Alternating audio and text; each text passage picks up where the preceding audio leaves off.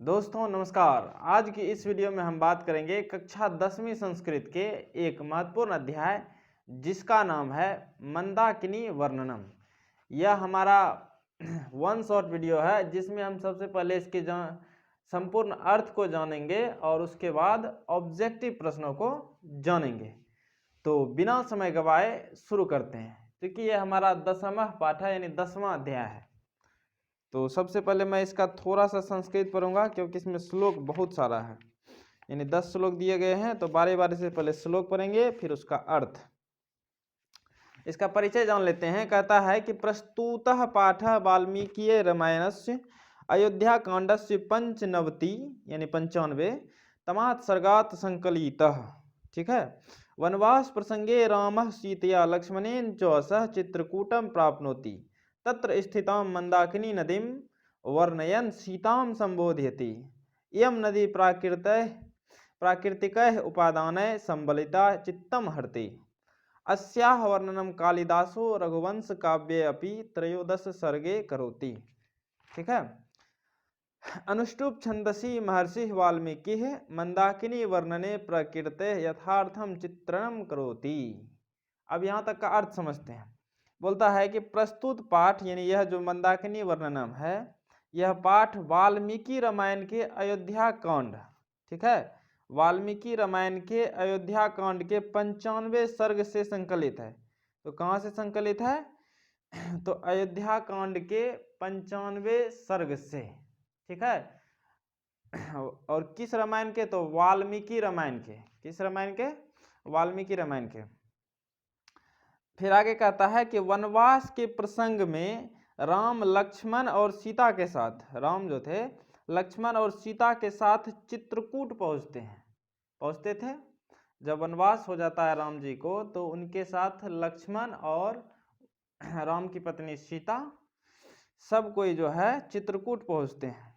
वहां स्थित मंदाकिनी नदी का वर्णन करते हुए सीता को संबोधित करते हैं। और चित्रकूट पे ही जो है एक नदी है मंदाकिनी, उसी का वर्णन करते हुए सीता जी को संबोधित करते हैं, यानी उनको बताते हैं। आगे है, यह नदी जो है प्राकृतिक उपादान से सबरी हुई है जो चित्त का हरण करती है। बहुत बढ़िया नदी है। ठीक है, फोटो भी दिया गया है थोड़ा सा। इसका वर्णन कालिदास ने रघुवंश काव्य 13वें सर्ग में भी किया। कालिदास ने भी अपने रघुवंश काव्य के 13वें सर्ग में किया था इसका वर्णन, इस नदी का। ठीक है, यानी मंदाकिनी नदी का। फिर है, अनुष्टुप छंद में महर्षि वाल्मीकि के द्वारा मंदाकिनी नदी का वर्णन करते हुए प्रकृति का यथार्थ चित्रण किया गया है। अनुष्टुप छंद में भी जो है महर्षि वाल्मीकि के द्वारा मंदाकिनी नदी का वर्णन करते हुए प्रकृति का यथार्थ चित्रण किया गया है। ठीक है। अब जानते हैं पहला श्लोक। पहला श्लोक कहता है, राम भगवान बताते हैं सीता को, क्या बताते हैं? तो विचित्र पूलिनाम रम्याम हंस सारस सेविताम कुसुमैः रूप संपन्नाम पश्य मंदाकिनीम नदी। ठीक है। तो क्या कहता है कि विचित्र पुलिनाम रम्याम हंस सारस सेविताम कुसुमैः रूप संपन्नाम पश्य मंदाकिनीम नदी। तो सीता जी को संबोधित करते हैं कि हे सीते रंग बिरंगे तटों वाली।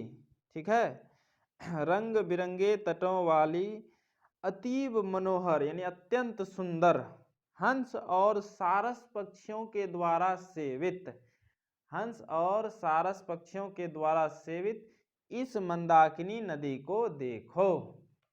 ठीक है, ये पहला श्लोक का अर्थ हो गया। फिर से बताते हैं, हे सीते रंग बिरंगे तटों वाली अतीब मनोहर यानी सुंदर हंस और सारस पक्षियों द्वारा सेवित रंग बिरंगे फूलों से संपन्न मंदाकिनी नदी को देखो।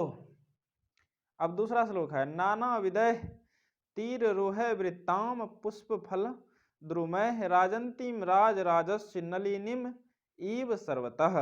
ठीक है, नाना विदय तीर रोह वृत्ताम पुष्प फल द्रुमैः राजंतीम राज राजस्य नलिनीम इव सर्वतः। तो इसका अर्थ है हमारा कि हे सीते भिन्न भिन्न प्रकार के फूल, ठीक है, भिन्न भिन्न प्रकार के फूल फल और लताओं से सुशोभित होते हुए तट, ठीक है, कुबेर के सरोवर की तरह सुशोभित हो रहे हैं।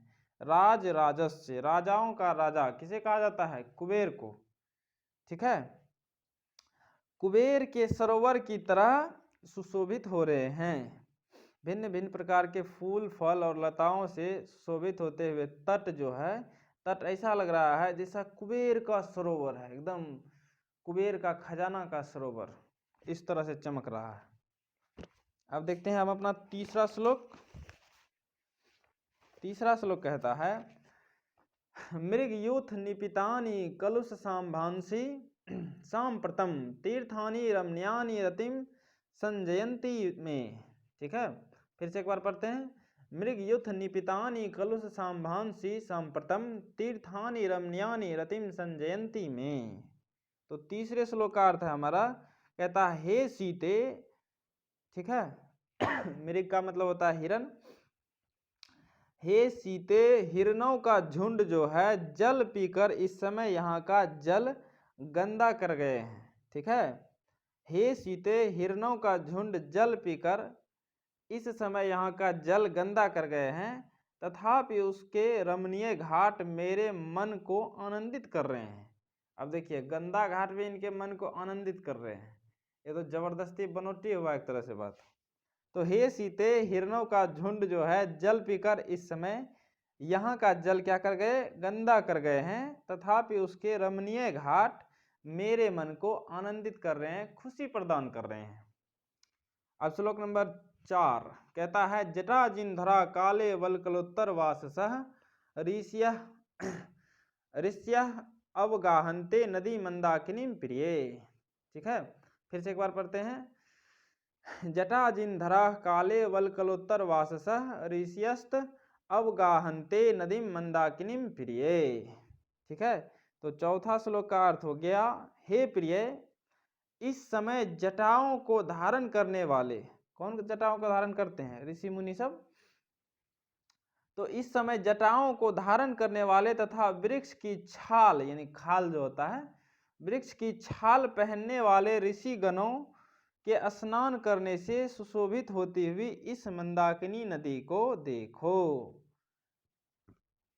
जो खाल पहनने वाले हैं, उसके बाद जटाओं को धारण करने वाले इस ऋषि को, मतलब कि पहनने वाले ऋषि गणों के स्नान करने से जो यह नदी सुशोभित हो रही है, इस सुशोभित होती हुई नदी को देखो।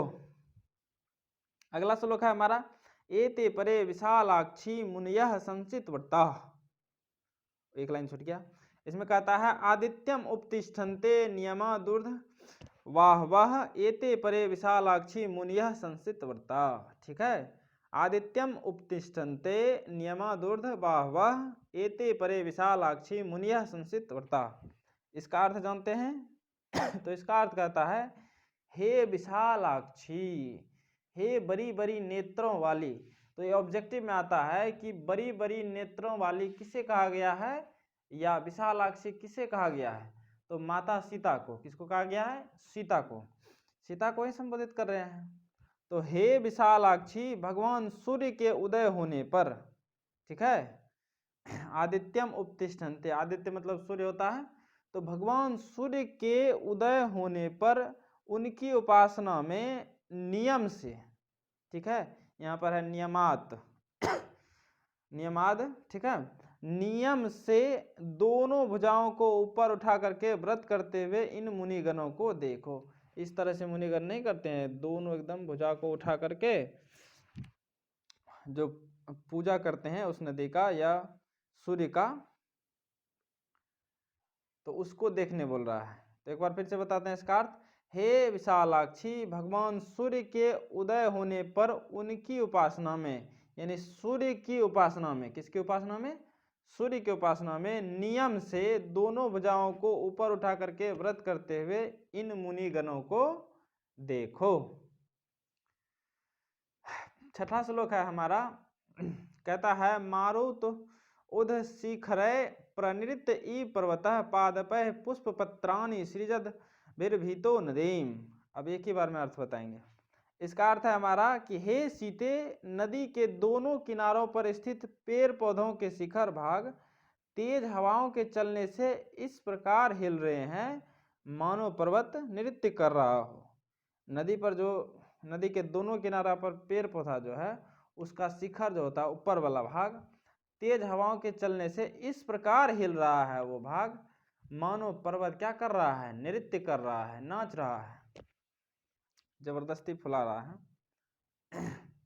अगला है हमारा 7वां, क्वचित मणि का सोदाम क्वचित पुलिन शालिनीम क्वचित सिद्ध जना कीर्णाम पश्य मंदाकिनीम नदीम।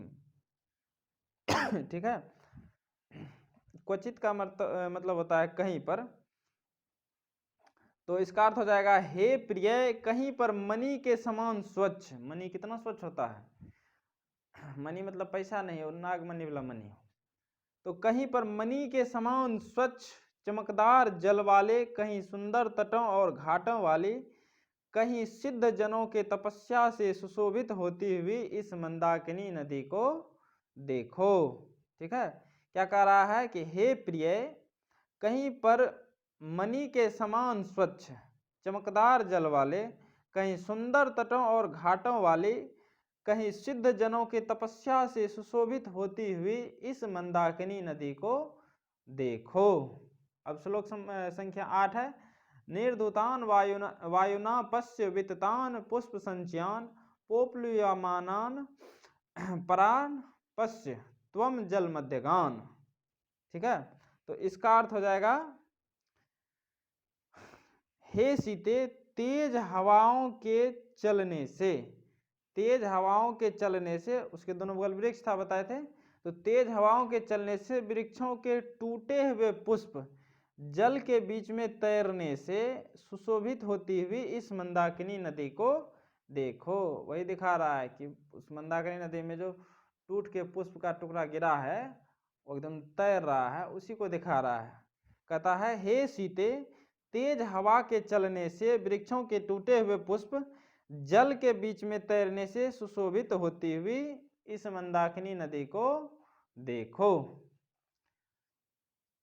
अब श्लोक संख्या 9, तांश्चित वल्गु वचसो रथांग हवायना द्विजा अधिरोहंती कल्याणी निष्कुजंतः सुभागिरः। ठीक है, तो इसका अर्थ हो जाएगा श्लोक नंबर 9 का कि हे कल्याणी, यहाँ पर बोल रहा है अधिरोहंती कल्याणी, तो ये भी ऑब्जेक्टिव में आता है कि मंदाकिनी नदी शीर्षक पाठ में यानी मंदाकिनी वर्णन में कल्याणी किसे कहा गया है या कल्याणी से किसे संबोधित किया गया है, तो क्या हो जाएगा, सीता को। किसको, सीता को।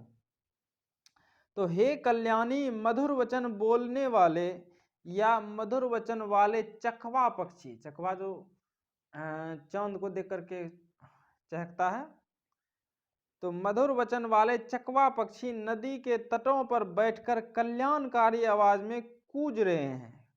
कूज रहे का मतलब बोल रहे हैं, आप इन्हें देखो।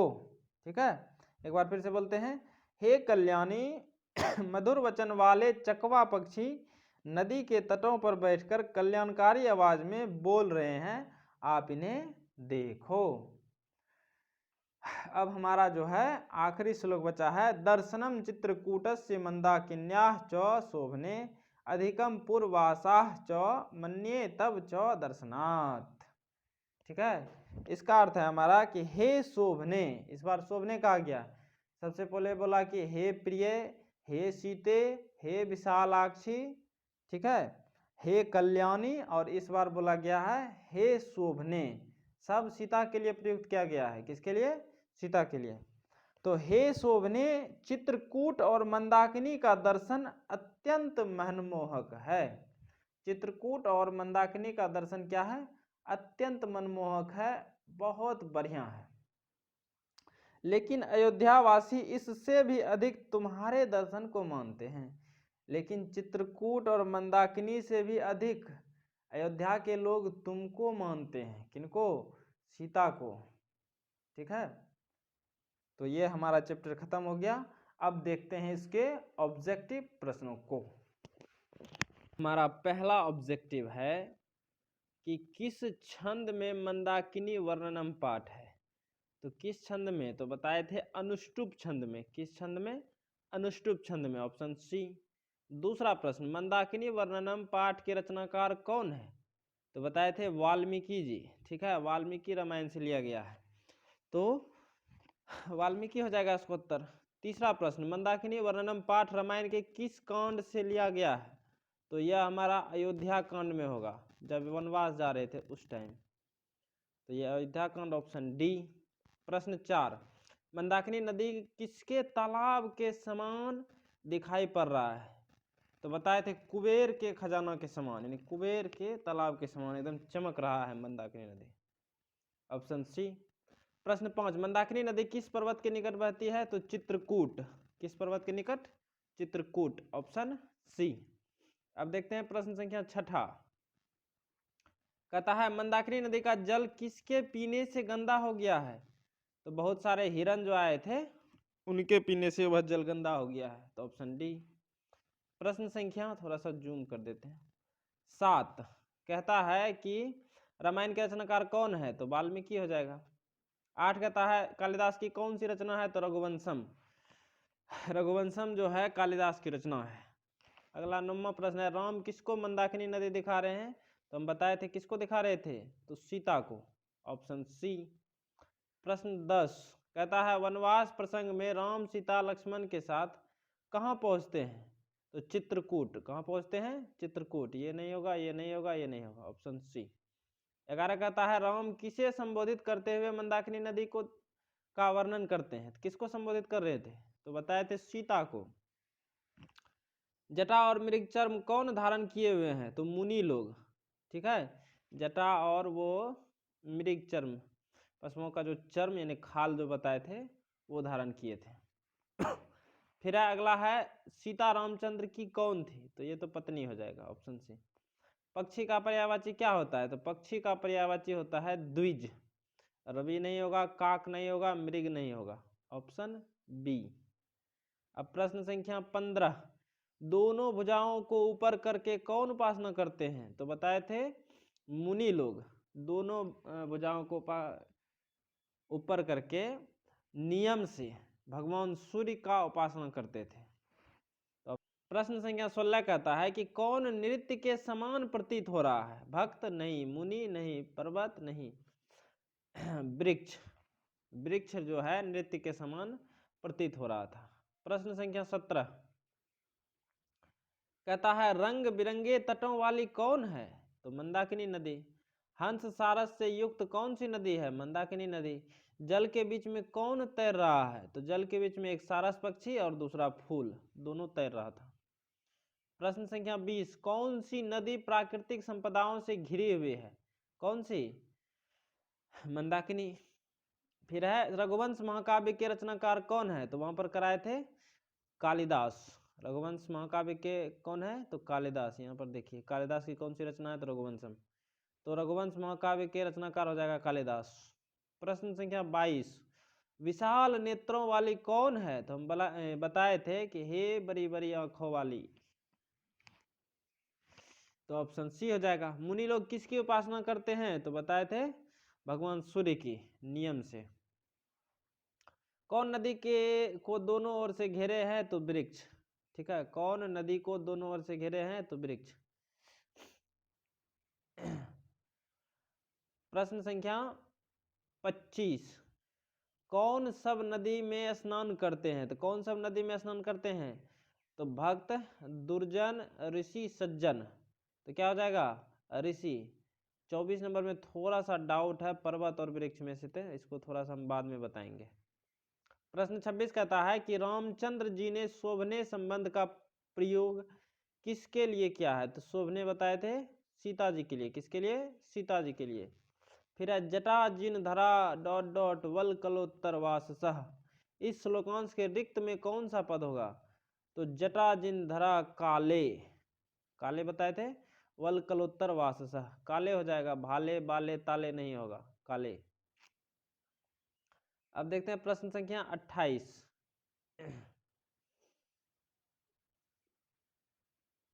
28 नंबर कहता है कालिदास ने किस नदी का वर्णन किया है?